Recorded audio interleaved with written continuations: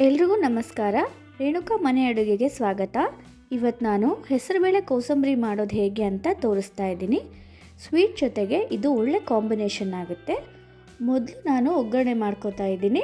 ಒಗ್ಗರಣೆಗೆ 2 ಸ್ಪೂನ್ ಎಣ್ಣೆ ಹಾಕಿ ಅದಕ್ಕೆ ಸಾಸಿವೆ ಹಾಕ್ತಾ ಇದ್ದೀನಿ. ಸಾಸಿವೆ ಸಿಡಿದ ನಂತರ 1 ಎಸಳು ಕರಿಬೇವು ಮತ್ತು 1 ಒಣಮೆಣಸಿನ್ಕಾಯಿ ಹಾಕ್ತಾ ಇದ್ದೀನಿ.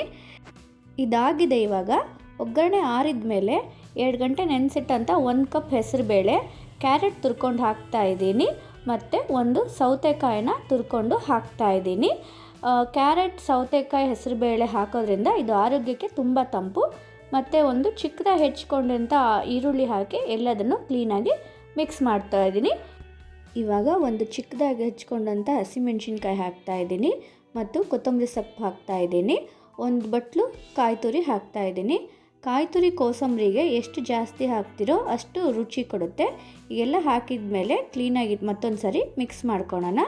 ಮಿಕ್ಸ್ ಆದಮೇಲೆ ಈಗ ರುಚಿಗೆ ತಕ್ಕಷ್ಟು ಉಪ್ಪು ಮತ್ತು 1 ಸ್ಪೂನಷ್ಟು ನಿಂಬೆ ರಸ ಹಾಕ್ತಾಯಿದ್ದೀನಿ. ಉಪ್ಪು ಮತ್ತು ನಿಂಬೆ ರಸನ ಯಾವಾಗಲೂ ಕೊನೆಯಲ್ಲಿ ಹಾಕಬೇಕು.